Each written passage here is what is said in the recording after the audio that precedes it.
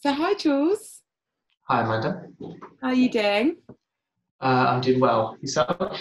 Yeah, not bad. So congrats on winning your election. Thank you. With 1 week to go until I'm officially out, how are you feeling? I'm feeling excited, nervous, scared, all rolled up into one. I think Yeah. is the best way to describe it. What are your big plans for your year in office? Wow. I think first and foremost, you've got to get students feeling comfortable with coming back to campus, getting used to whatever online teaching is going to have to be necessary, um, all the emotional well-being impacts COVID is going to have on students, making sure that they generally feel safe on campus um, and in Selyoke and the wider area. I think my manifesto is maybe not going to be exactly what I planned for, but that's about improvising, adapting, and overcoming. Yeah, no, I mean it never is though. Like you do your manifesto in like January and you come in June and everything changes and like you find out that there's all these new things and student issues change. It's so normal. So why did you run for education? I run for education because I think it's the role where you can make a difference to every student on campus. I mean, why do you become a student at the University of Birmingham at the end of the day?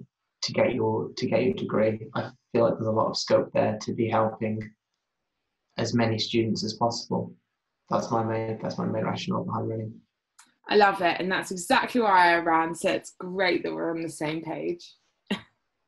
Um, and I guess like the final thing is, what do you love about being a student at Birmingham? Because obviously you've just graduated now. What I love about being a student at Birmingham is that first and foremost, it's home to me.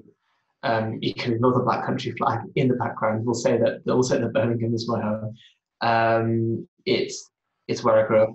It's where I went to secondary school. It's everything that made me the person that I am.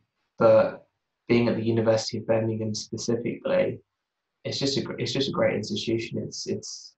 It's shaped me so much over the last 3 years, and if anything, I'm grateful that I can now spend a year giving back. So sweet. And because you're also a community student. I mean, you've been in the guild for like 3 years since day one as community students, part-time officer. So you've been giving back to the student community now multiple times.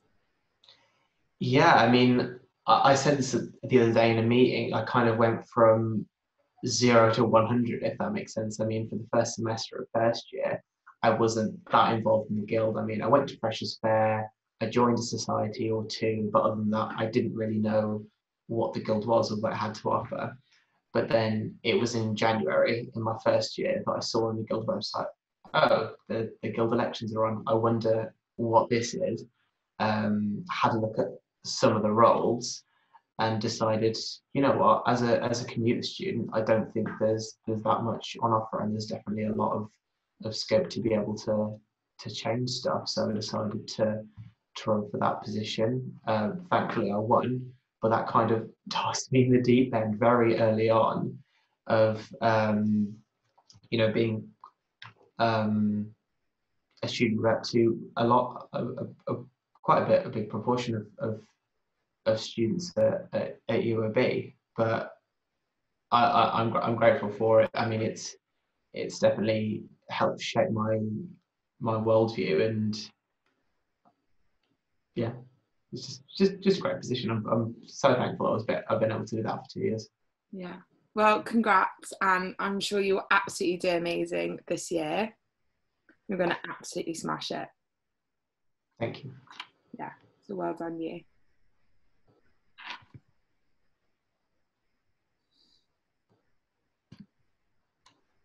I'm going to ask you now. What are you most proud of achieving this year? Ooh, um, it's hard to say, because obviously I feel like the year's split into two, of like pre-COVID and post-COVID. I'd say like pre-COVID, the two things that I'm most proud of was working with you on like the community students welcome day. That was really successful. And then like continuing that engagement, doing like all the other socials we did throughout the year.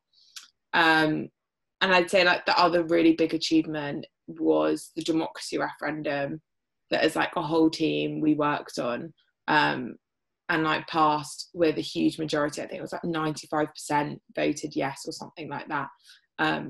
So that was like a massive achievement, and I'm really proud of that. And that was just like a nice thing for the whole team to be a part of. Yeah. It's almost a shame that COVID-19 kind of overshadowed all the good achievements from the officer team this year, because that's what everyone's going to primarily remember from this year, like several years down the line, and not the good stuff, with the exception of the officer team that were present that year and the guild staff that were around. Hopefully, in years to come, you remember the really positive times from this year, and not just the negative stuff.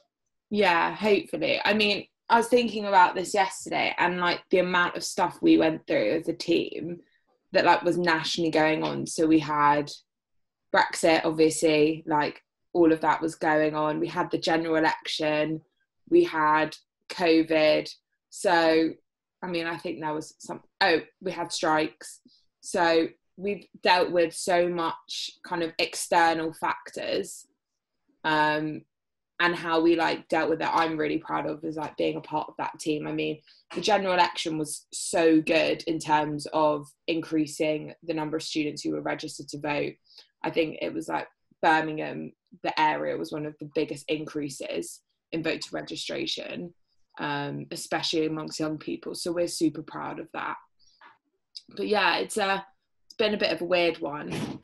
But I'd say post-COVID, probably like the biggest achievements was getting the guild to finally adopt the IHRA definition of anti-Semitism. So that's like fully now in the bullying harassment policy.